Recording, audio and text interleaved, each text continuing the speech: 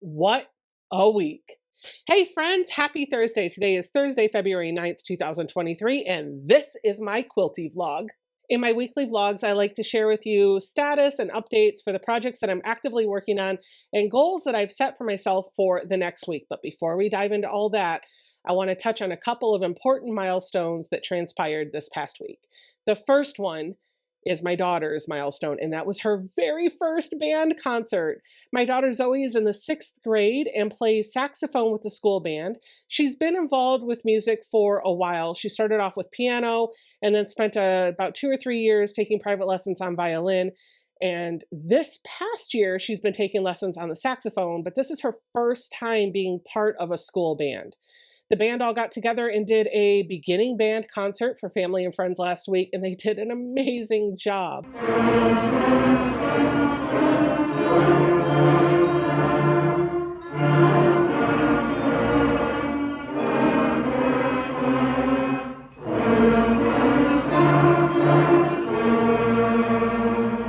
The other thing that we celebrated was my birthday.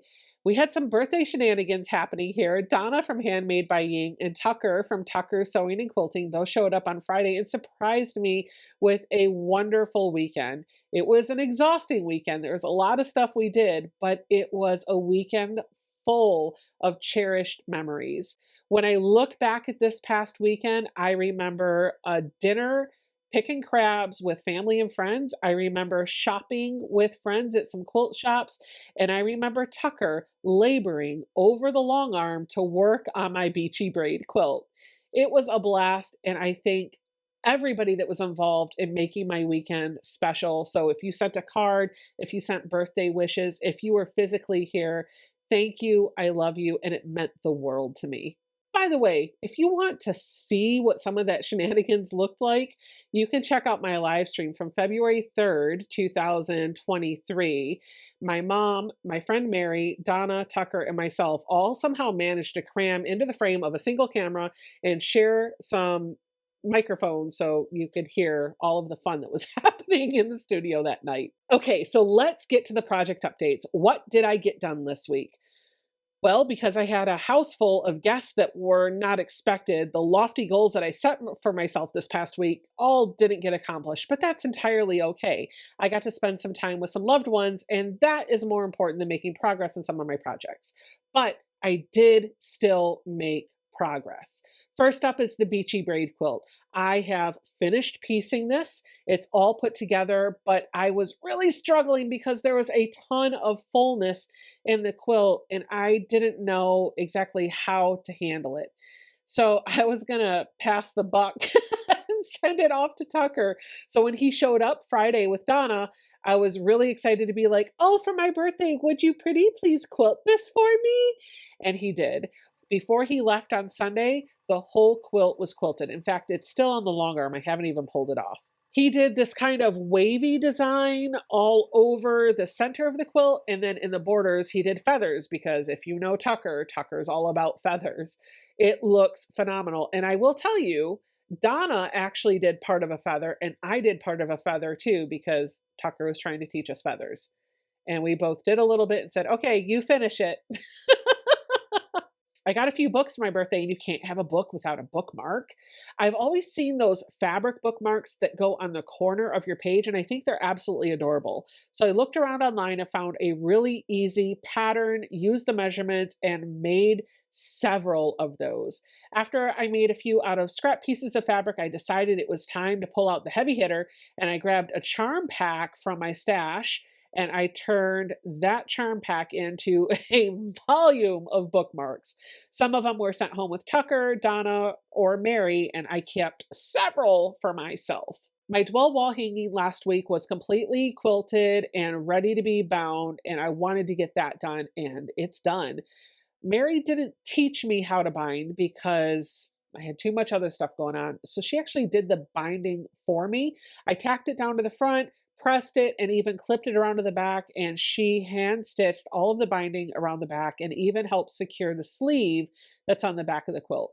The quilt is now proudly hung up and displayed in my hallway, and I am absolutely in love with it.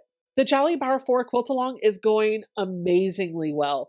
I'm loving the time that it takes to put these blocks together, and I'm really liking how the blocks are turning out. But you guys are keeping me on my toes. I don't always realize that I may have turned something incorrectly, but you're really quick to let me know. So thank you for that. And I mention all of that because one of the blocks that I put together last week, it was assembled incorrectly, and the comment section let me know that I needed to fix something. So I ripped a quick seam, turned a piece around, and put it back together, and now it looks the way it's supposed to. So here's my tip for you this week. When you're putting your blocks together, make sure to look at your fabric layout and make sure your block looks like the picture before you call it done.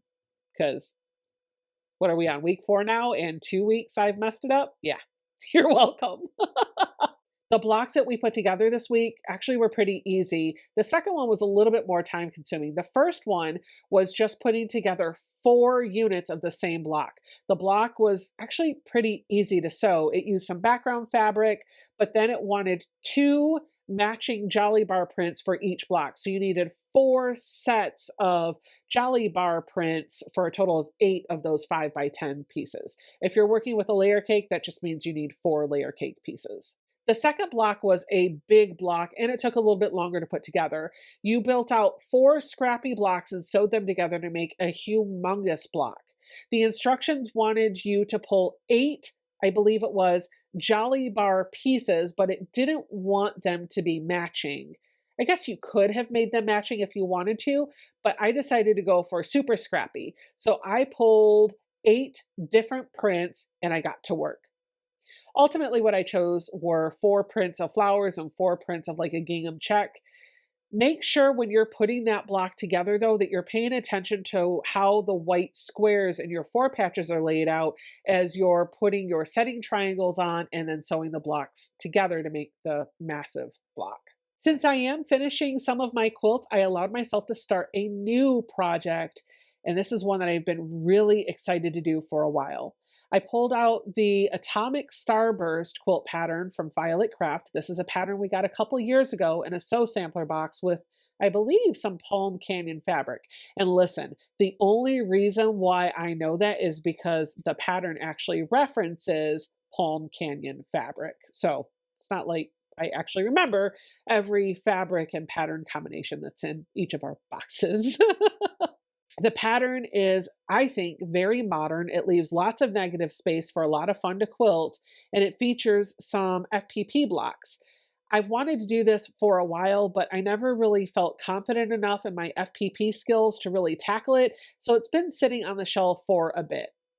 And this past week, I decided now is the time. I've really been thinking about this pattern strongly for the past couple of weeks, but I wouldn't allow myself to start it until I had enough projects finished that I could pick up a new one. So this past weekend, I went shopping for some fabric. I wanted to use some bright fabrics. I was thinking pinks and corals and blues and yellows and maybe even some grays, almost like the color palette that's featured in the picture of the quilt and the pattern.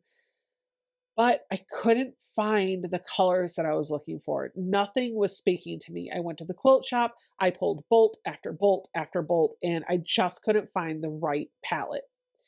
I eventually gave up and came home and decided I was just going to find something in my stash to put this together with, and boy, am I glad I did. I completely forgot that I had a Dusk to Dawn Batik fat quarter bundle sitting on my shelf, and I don't have it slated for anything. This is a beautiful fat quarter bundle that is designed by my friend Monique Jacobs from Open Gate Quilts, and it features all sorts of celestial images. It's got stars and moons and clouds, and it is just absolutely gorgeous. I bought jelly rolls of it. I bought a fat quarter bundle of it, and I think we even got a kit featuring that fabric in one of her boxes. So yeah, I wanted to work with it, but I hadn't done anything with it yet.